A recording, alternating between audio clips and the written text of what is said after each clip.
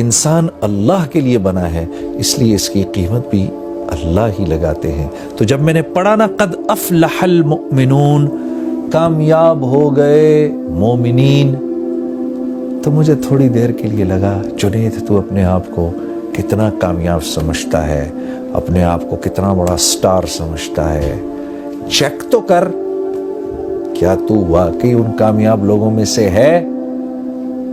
کیا تو واقعی اتنا کامیاب ہے جتنا کامیاب تو اپنے آپ کو سمجھتا ہے؟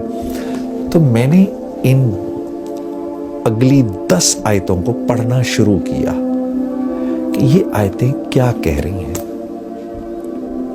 قد افلح المؤمنون، بالتحقیق مومنین کامیاب ہو گئے۔ اب یہ مومنین ہیں کون؟ یہ تو دیکھیں۔ تو ان کی پہلی صفت کیا ہے؟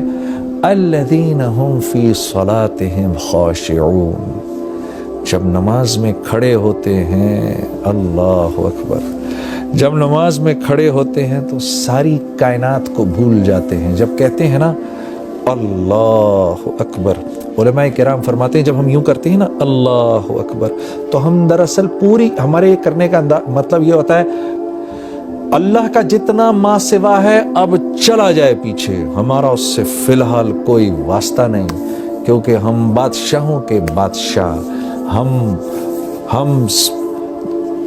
اپنے خالق، اپنے مالک، اپنے اس رب کے سامنے کھڑے ہونے لگے ہیں جو وحدہ لا شریک ہے، جو واحد ہی نہیں ہے، وہ احد ہے۔ واحد ایک کو کہتے ہیں، احد اس کو کہتے ہیں جو ایک بھی ہو اور جس جیسا دوسرا ہو ہی نہیں سکتا۔ اس لیے اللہ رب العزت نے ہمارے نبی صلی اللہ علیہ وسلم سے فرمایا، میرے نبی یہ آپ سے پوچھتے ہیں آپ کا رب کیا ہے، کون ہے؟ آپ فرمائیے قل هو اللہ احد۔ تمہارے اتنے دماغ ہیں ہی نہیں کہ تمہیں اللہ رب العزت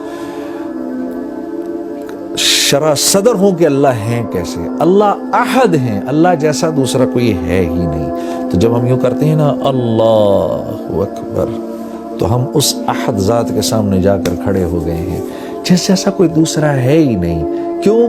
وہ اکیلا خالق ہے، اس جیسا کوئی خالق ہے ہی نہیں، ہو ہی نہیں سکتا اس کے، بلکہ اس جیسا کوئی خالق تو کیا کہنا، اس کے سوا کوئی تخلیق دے ہی نہیں سکتا۔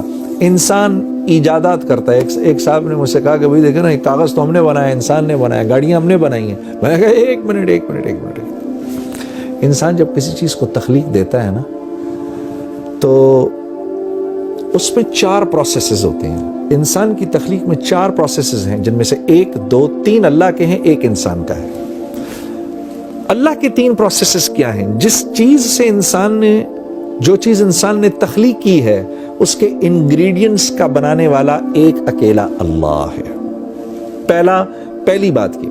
دوسری بات یہ، ان انگریڈینٹس کی جو کوالٹیز اور جو پراپرٹیز ہیں، ان میں پانی کا پیاس بجھانا، لوہے کا سخت ہونا، لکڑی کا ہونا،